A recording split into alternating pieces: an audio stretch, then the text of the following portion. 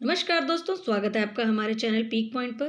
पाश्चात्य राजनीतिक चिंतन का हमारा सीरीज चल रहा है। प्लेटो से संबंधित सभी वीडियोस कवर कर लिए गए हैं। आज से हम शुरू करने वाले हैं अरस्तु की जीवनी और कृतियां। प्लेलिस्ट की लिंक वीडियो के डिस्क्रिप्शन बॉक्स में है, आप उन वीडियोज़ को जरूर देखें। तो चलिए शुरू करते हैं अरस्तु की जीवनी और कृतियाँ। प्राचीन राजनीतिक यूनानी चिंतकों में सुकरात और प्लेटो के बाद जो सबसे महत्वपूर्ण दार्शनिक था वह अरस्तु ही था। अरस्तु बहुमुखी प्रतिभा का धनी था। उसके पास अनेक प्रकार की शिक्षाओं में का वह ज्ञाता था और इसलिए उसे कई नामों से भी जाना जाता था। कोई उसे सामाजिक विज्ञान में नवीन विषयों का जन्मदाता कहता था, कोई प्रथम राजनीतिक वैज्ञानिक कहता था, कोई तर्कशास्त्र का जनक, ज्ञाताओं का शिक्षक, विवेक का विस्तारक कहता था, तो कोई सामान्य बुद्धि और स्वर्णिम मध्यम मार्ग का सर्वोच्च देवदूत। कहने का अर्थ यह है कि अरस्तु बहुमुखी प्रतिभा का धनी था। अनेक विषयों में वह पारंगत था और इसलिए उसे कई उपाधियां दी गई थी। चलिए अरस्तु के जन्म के बारे में जान लेते हैं। तो अरस्तु का जन्म 384 ईस्वी पूर्व में थ्रेस स्थित स्तागिरा नामक एक छोटे से कस्बे में हुआ था। यह जो कस्बा था वह एथेंस से 200 मील उत्तर में था और यह यूनान का उपनिवेश था। अरस्तु के पिता का नाम निकामाकस था और माता का नाम फैसिस्ट था। उसके पिता मैसेडोनिया के राजा के दरबार में राजवैद्य थे और उसका पालन पोषण एक बहुत ही कुलीन परिवार में और राजसी वातावरण में हुआ था। क्योंकि उसके पिता वैद्य थे इसलिए चिकित्सा का पेशा उसके परिवार में पीढ़ियों से चला आ रहा था, जिसका उसके जीवन पर असर पड़ा और जो उसके जीव विज्ञान के ज्ञान में दिखता है। उसके जो जीवन काल है उसको 3 भागों में बांटा जाता है। पहला है छात्र काल, दूसरा है यात्रा काल और तीसरा अध्यापन काल। तो इन तीनों काल को हम बारी बारी से पढ़ेंगे। छात्र काल। 18 वर्ष की उम्र में अरस्तु ने प्लेटो की अकादमी में एक छात्र के रूप में प्रवेश किया था और वहाँ उसने 20 वर्षों तक पढ़ाई की। अरस्तु बहुत ही मेधावी छात्र था। स्वयं प्लेटो ने उसकी बुद्धि की बहुत ही प्रशंसा की है और अरस्तु को प्लेटो ने अकादमी का मस्तिष्क, सर्वोत्तम पाठक, ज्ञान का साकार रूप आदि अनेक उपाधियों। 20 वर्ष तक उसने अकादमी में शिक्षण ग्रहण करने के साथ स्वतंत्र चिंतन भी शुरू कर दिया। प्रारंभ में वह कोरे छात्र की भांति शिक्षा ग्रहण कर रहा था, परंतु धीरे धीरे उसकी विचारधाराएं अलग होने लगी। वह प्लेटो के दार्शनिक तत्व के चिंतन के विपरीत प्राकृतिक विज्ञान में रुचि लेने लगा और जैसे जैसे समय बीतता गया प्लेटो और उसके मत में अंतर बढ़ता गया। अंतिम समय में गुरु शिष्य के संबंध भी बिगड़े। मत में अंतर होने के बावजूद अरस्तु आजीवन प्लेटो के प्रति कृतज्ञ रहा। आइए जानते हैं यात्रा काल के बारे में। प्लेटो की मृत्यु के पश्चात अरस्तु की जन्मभूमि स्तागिरा को मैसेडोनिया के राजा फिलिप ने नष्ट करवा दिया। अरस्तु इस प्रकार गृहविहीन हो गया और वह इस समय में अकादमी का प्रधान बनना चाहता था, परंतु अरस्तु विदेशी था और विदेशी होने के कारण उसे प्रधान नहीं बनाया गया। ऐसे में वह दुखी होकर एथेंस को उसने छोड़ दिया और वह हर्मियस के निमंत्रण पर एसेस चला गया।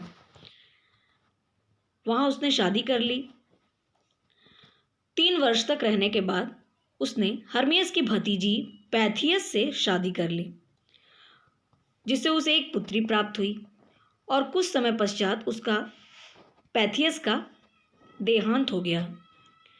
इसके बाद उसने स्तागिरा की एक महिला हर्पिलस को बिना विवाह किए ही अपनी जीवन सहचरी बना लिया और हर्पिलस से उसे एक पुत्र प्राप्त हुआ जिसका नाम निकोमाकस था और इसी निकोमाकस पर उसने अपनी एक ग्रंथ लिखी जिसका नाम था निकोमैशियन एथिक्स। हर्मियस के राजदरबार में रहने के बाद उसे व्यवहारिक राजनीति का पूर्ण अनुभव हुआ, इसलिए उसके सिद्धांत में यथार्थ की पुष्टि मिलती है। वह आदर्शवादी नहीं बल्कि यथार्थवादी बना क्योंकि उसने व्यवहारिक रूप से इसका अनुभव किया था। अरस्तु की पत्नी भी सद्गुणी थी, इसलिए उसने परिवार को प्राकृतिक संस्था माना। जबकि इसके गुरु प्लेटो परिवार को प्राकृतिक संस्था नहीं मानते थे। वह संपत्तिशील भी था और इसलिए उसने व्यक्तित्व के विकास में संपत्ति के महत्व पर जोर दिया। कुछ समय पश्चात हर्मियस की हत्या हो गई। दुखी होकर उसने एसेस को भी छोड़ दिया। अब वह मितिलीना चला गया। वहाँ 2 वर्ष तक रहकर उसने जलचर प्राणियों का अध्ययन किया। जीव विज्ञान संबंधी ग्रंथ में उसके इस अध्ययन की छाप मिलती है। 342 ईस्वी पूर्व में मैसेडोनिया के राजा फिलिप ने अपने पुत्र सिकंदर को पढ़ाने के लिए अरस्तु को आमंत्रित किया। वह वहां गया और 5 वर्षों तक वहां रहा। उसने फिलिप और सिकंदर से पूर्ण आदर और सम्मान मिला और उसे ढेर सारी संपत्ति और दास भी मिले। 335 ईस्वी पूर्व में फिलिप की भी मृत्यु हो गई और सिकंदर विश्व विजय के लिए निकल गया। तब अरस्तु भी मैसेडोनिया को छोड़कर फिर से एथेंस लौट गया। यह उसका यात्रा काल था। अब जानते हैं अध्यापन काल के बारे में। 335 ईस्वी पूर्व से 323 ईस्वी पूर्व तक वह एथेंस में रहा। उसने अपनी एक विद्यापीठ की स्थापना की और प्रसिद्ध ग्रंथों की रचना भी उसने इसी काल में की। क्योंकि 323 ईस्वी पूर्व में सिकंदर की मृत्यु हो गई और अरस्तु उसका गुरु था, ऐसे में इसके प्राण भी संकट में पड़ गए। एथेंस से भागकर अरस्तु खालिस नाम के एक नगर में शरण ले लिया। वहीं पर 1 साल रहने के पश्चात 322 ईस्वी पूर्व में अरस्तु का देहांत हो गया। यह अरस्तु की जीवनी थी। आइए अब जानते हैं अरस्तु की कृतियों के बारे में। अरस्तु बहुत ही मेधावी था और सभी विषयों में प्रवीण था, केवल गणित विषय को छोड़कर। उसने लगभग 400 ग्रंथों की रचना की थी। ऑक्सफोर्ड यूनिवर्सिटी के द्वारा उसके ग्रंथों को 3500 पृष्ठों के 12 खंडों में प्रकाशित किया गया है। इटालियन कवि दांते ने उसे ज्ञानियों का भी गुरु कहा है। हम लोग अरस्तु की रचनाओं को 4 वर्गों में बांट सकते हैं। सबसे पहला है तार्किक रचनाएं, लॉजिकल वर्क्स, जिनमें प्रमुख हैं categories, topics, prior analytics etcetera. दूसरे प्रकार के ग्रंथों में वैज्ञानिक रचनाएं, साइंटिफिक वर्क्स हैं और इस क्षेत्र में उसने भौतिक शास्त्र, जीव विज्ञान, ऋतु विज्ञान, मनोविज्ञान आदि अनेक विषयों से संबंधित बहुत सारे ग्रंथ लिखे थे। सौंदर्य शास्त्र है तीसरा। इस क्षेत्र में अरस्तु की 2 पुस्तकें प्रमुख हैं, रेटोरिक और पोएटिक्स। रेटोरिक और पोएटिक्स।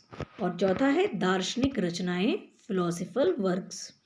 इस क्षेत्र में जो उनकी प्रमुख पुस्तकें हैं वह है मेटाफिजिक्स, निकोमेकियन एथिक्स और पॉलिटिक्स। पॉलिटिक्स उसकी सबसे सर्वोत्तम कृति है, जिसके बारे में हम आगे की वीडियोस में पढ़ेंगे। अगर दोस्तों आपको ये वीडियो अच्छा लगा हो, इन्फॉर्मेटिव लगा हो, तो वीडियो को लाइक शेयर ज़रूर करें और चैनल को सब्सक्राइब करें। Thanks for watching.